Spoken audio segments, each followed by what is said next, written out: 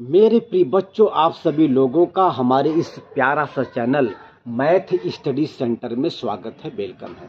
मेरे प्रिय बच्चों, आज हम लोग अभ्यास 2A के अंतिम सवाल, छठवें सवाल को हल करेंगे बेटा, क्योंकि छठवां सवाल अभ्यास 2A का अंतिम सवाल है। इसके बाद तब हम लोग अभ्यास 2B के कुछ सवालों को इसी वीडियो में बहुत ही बेटा सुंदर तरीके से, बहुत ही आसान तरीके से हल करेंगे। तो आइए हम लोग सबसे पहले छठवें सवाल को हल करते हैं। लेकिन हम लोग सबसे पहले इस सवाल को पढ़ेंगे और ये फिर जानेंगे कि यह सवाल हमसे क्या कह रहा है। फिर हम लोग उसी सवाल को अर्थात छठवें सवाल को हल करेंगे। तो ये देखा जाए, ये कह रहा है कि 15,625 के अभाज्य गुणनखंड ज्ञात कर 15,625 को आधार 5 पर घातीय संकेतन के रूप में व्यक्त कीजिए।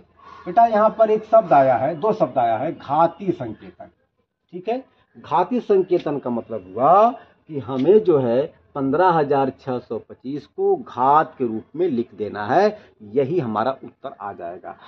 और यहाँ पर एक शब्द और आया है, अभाज्य। अभाज्य का मतलब क्या होता है बेटा? अभाज्य संख्याएं वे संख्याएं होती हैं जो संख्या खुद से कट जाए और एक से कट जाए, उसी को हम लोग कहते हैं अभाज्य संख्याएं। फिलहाल हमें यहाँ पर 15,625 का गुणनखंड करके फिर हम लोग उसे आसानी से घात के रूप में लिख सकते हैं। तो आइए हम लोग सबसे पहले 15,625 का गुणनखंड करते हैं। ये देखा जाए, लिखेंगे 15,625 बेटा। अब हम लोग यहाँ पर एक लंबी सी बेटा रेखा खींचेंगे और एक रेखा ऐसे खींचेंगे। अब देखिए, मैंने आपको बताया था कि अगर किसी संख्या का इकाई का अंक या तो 0 हो या तो 5 हो बेटा जी, तो वह पूरी की पूरी संख्या 5 से कट जाती है। आप यहाँ पे देख सकते हैं कि 15,625 का इकाई का अंक 5 है, इसलिए यह संख्या 5 से कट जाएगी। आइए 5 से काटा जाए।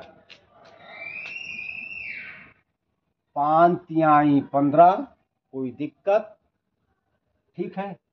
अब 6 की बारी है, तो 5 एक कम 5, 6 में से 5 जाए 1, ये 2 हुआ 12, फिर 5 दूना 10, 12 में से जब 10 निकल जाएगा बचेगा 2, और ये 5 हुआ 25, 5वां 25।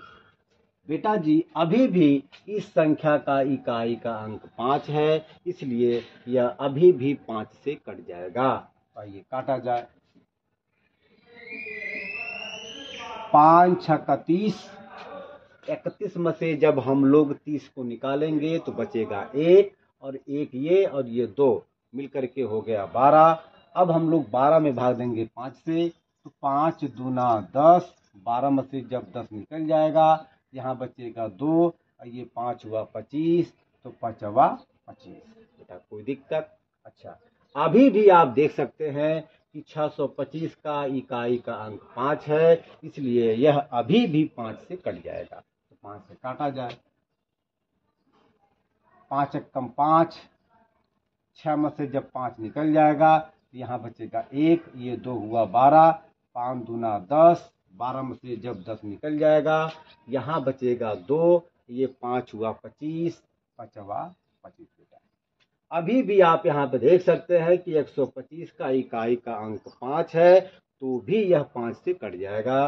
बेटा हम लोग इसे 5 से काटेंगे, कोई दिक्कत?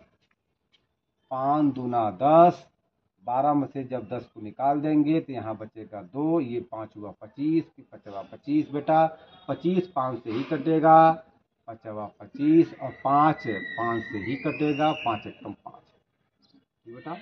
मैंने आपको बताया था कि हम लोग किसी भी संख्या का तब तक गुणनखंड करते हैं जब तक कि बिल्कुल लास्ट में 1 ना आ जाए। चूंकि यहाँ पे 1 आ गया, अब 15,625 का कंप्लीट गुणनखंड हो गया।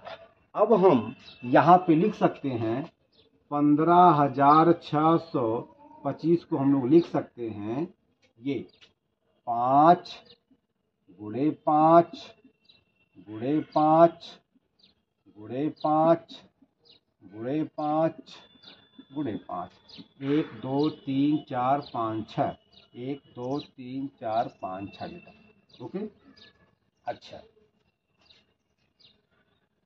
मैंने आपको बताया था कि किसी संख्या का जितनी बार गुणा किया जाता है या किसी संख्या का जितनी बार गुणा हुआ होता है उस संख्या का उतना ही घात लिखा जाता है। चूंकि आप यहाँ पर देख सकते हैं 5 का गुणा 6 बार हुआ है, इसलिए हम लोग 5 की यहाँ पर 6 घात लिख सकते हैं बेटा जी। यही इसका उत्तर आ गया। बहुत ही आसान सवाल बेटा, बहुत ही सुंदर सवाल है। अब आप इस सवाल को नोट कर लीजिए।